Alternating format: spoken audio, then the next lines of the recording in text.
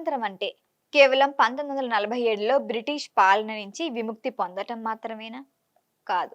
భారతదేశపు అసలైన స్వతంత్ర చరిత్రను తెలుసుకోవాలంటే మనం 1947కి చాలా శతాబ్దాల వెనక్కు వెళ్ళాలి.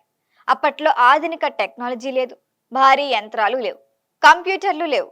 కానీ మన పూర్వీకులు నిర్మించిన అద్భుతాలను చూస్తే ఆ కాలంలో భారతీయుల ఇంజనీరింగ్ తెలివితేటలు ఎంత ఎత్తులో ఉన్నాయో అర్థమవుతుంది. అలాంటి అద్భుతాల్లో ఒకటే గుజరాత్లోని రాణి కీ వావ్. ఈ పేరు చాలా మందికి తెలుసు, కానీ దాని వెనుకున్న చరిత్ర తెలిస్తే మాత్రం ఆశ్చర్యపోవాల్సిందే. ఎందుకంటే ఇది సాధారణ బావి కాదు, భూమిలోకి దిగుతూ నిర్మించిన ఒక మహా శిల్పకళా సామ్రాజ్యం. సుమారు 1000 ఏళ్ల క్రితం 11వ శతాబ్దంలో ఈ అద్భుతమైన మెట్ల బావి నిర్మించబడింది. అప్పట్లో నీరంటే జీవితం. ముఖ్యంగా ఎండలు, కరువులు ఎక్కువగా ఉండే ప్రాంతాల్లో నీటిని సంరక్షించడం ఒక భారీ సవాల్.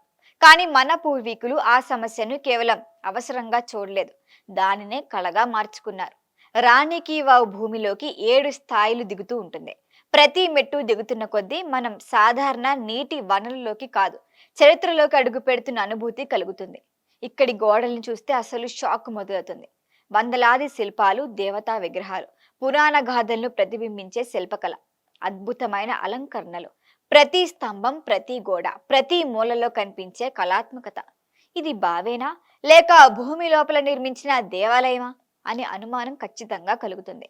అంతటి అద్భుతాన్ని నిర్మించిన మన పూర్వీకుల లక్ష్యం కేవలం నీటిని నిల్వ చేయటం కాదు, నీటి సంరక్షణ, ఇంజనీరింగ్, వాస్తు శిల్పం, శిల్పకళ అన్నిటినీ ఒకే నిర్మాణంలోకి కలపటమే. కానీ కాలం ఎప్పుడు ఒకేలా ఉండదు. రాణి కీ వావ్ కూడా శతాబ్దాల పాటు చరిత్రకు దూరమైంది. కాలక్రమంలో మట్టి, ఇసుక, స్టిల్త్లో అద్భుత నిర్మాణం దాదాపు పూర్తిగా కప్పబడిపోయింది. ఒకప్పుడు వేలాది మందిని ఆశ్చర్యపరిచిన ఈ నిర్మాణం చరిత్ర పుటల్లోనే మిగిలిపోయిందనుకున్నారు. కానీ మట్టి పొరల కింద దాగిన అద్భుతం చివరికి మళ్లీ వెలుగులోకి వచ్చింది.